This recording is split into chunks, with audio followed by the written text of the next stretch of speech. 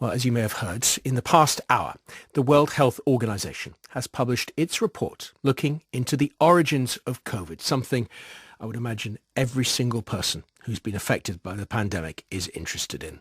The report formally reveals the findings of the fact-finding trip to the city of Wuhan back in February. Kerry Allen is our China media analyst watching these developments. Hi, Kerry. Hiya. There were some leaks yesterday, but what have we officially heard from the WHO now? Well, this report is extremely long, but it very much breaks down 4 possible scenarios whereby COVID-19 might have been introduced into the world. So one of these is via a direct animal transmitting to humans. One is via another animal, which then went on to humans, another via the cold chain, so possibly cold products, and then finally via a lab. So this is one of the things that we did see in the initial leaks, and it has been confirmed in this new report. So it looks at these 4 particular theories, and the most likely pathway is via a second animal. I mean, a lot of the reports suggest that it might have been via bats to humans, but also there have been a number of reports, kind of leaks coming out via Chinese people who are involved in this, saying that there might be other animals involved as well. And maybe this didn't originate in China, so particularly mink and cats might have been a possible host. And if it was bats, possible further investigation, and this is in this report, into bats in Southeast Asia, so going beyond China and looking there as well. From what I understand, China has already come up with some of its own findings. What were they and when were they released? Well, so this mink and cats theory is something that China's officials did actually announce on Friday. So bearing in mind this is a joint study with the World Health Organization. So there were 17 Chinese experts and 17 international experts.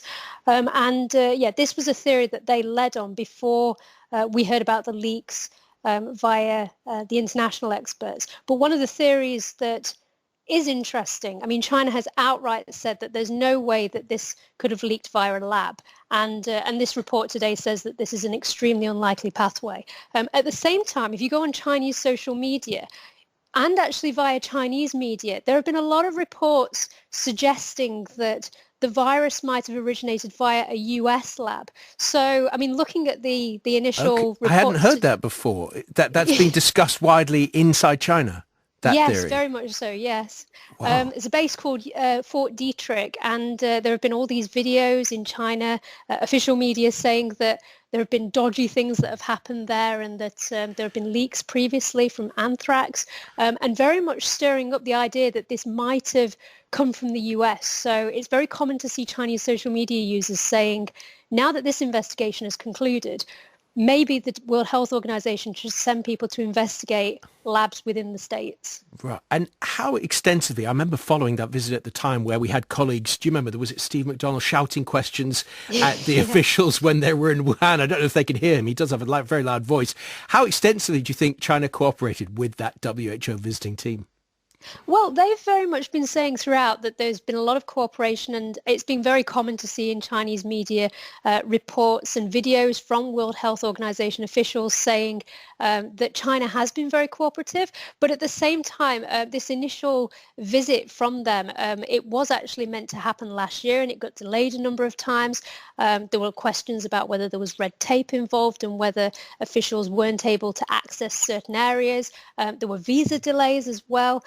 So there were questions kind of stirring up last year as to whether China was kind of basically holding the World Health Organization team to basically say, you've got to fully cooperate with us within China's strict kind of guidelines. So I mean, basically it was never going to be something that this team just came in and could go wherever they wanted. This had to have full cooperation with Chinese officials.